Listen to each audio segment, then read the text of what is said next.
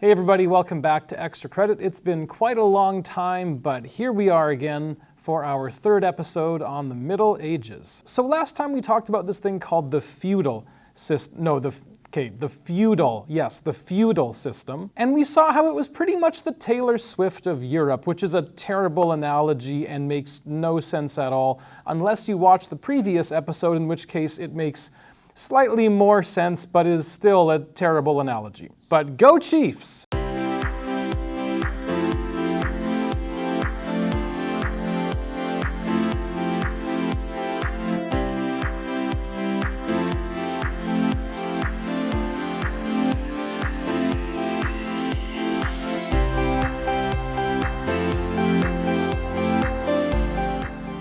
So now that we've got the feudal system out of the way, we're going to jump straight into the history of a little country you might have heard of called France. Now, as with most things in the Middle Ages, the history of France goes back to that good old benchmark, the fall of Rome in 476 AD, and we're going to be hearing that a lot in this series. But like they say, a little repetition is a good thing. Just like they always say, right? A little repetition is a good thing. Now, the story of France as a nation is long and complicated. After all, as a modern French president once said, how can you possibly rule a country that has 246 different types of cheese?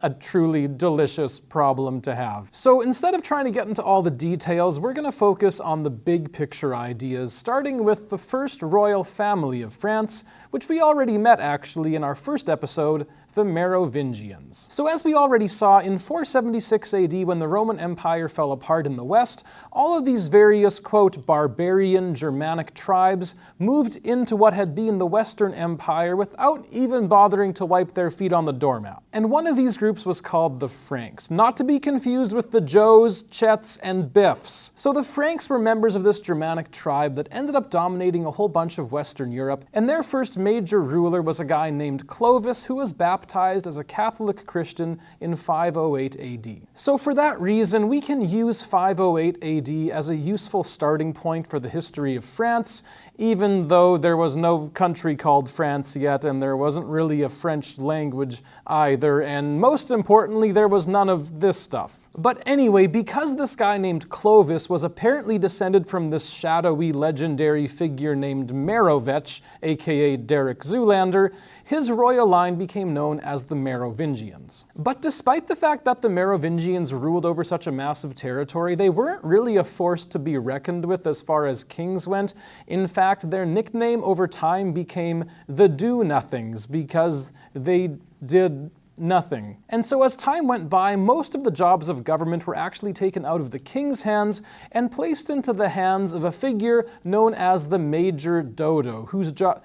No, that does not... Oh, the Mayor Domus. Okay, yeah, that seems to fit the context a little bit better here. So Mayor Domus actually means the mayor of the palace, and this guy was basically a prime minister whose job was to actually run the show, while the real king was off watching TikTok or whatever people watched in 500 AD. And so as time went by, the mayors of the palace actually got a whole lot more power for themselves. The most famous one was a guy named Charles Martel, aka Charles the Hammer, and no, he only sounds like a pro wrestler. But actually, Charles Martel probably would have done pretty well in the WWE because he's most famous in the year 732 AD for defeating a massive Muslim army that was on the verge of invading Western Europe. This was the famous Battle of Tours, and it's one of those historical turning points which, if things would have gone the other way, there's no knowing what Europe may have ended up looking like afterwards. But regardless of what would have happened if the Franks would have lost, what actually did happen was that Charles Martel's family ended up becoming super important and super powerful,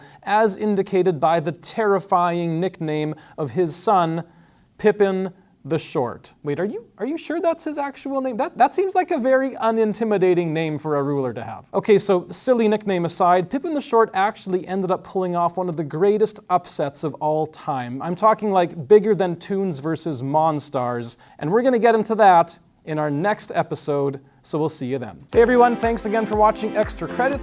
This has been a pretty slow series to produce here, but hopefully you'll see a few more episodes in the weeks ahead. Your pop quiz for this week is, what was the nickname given to the Merovingian kings of France? As always, work hard, read books, play outside, and we'll see you next time.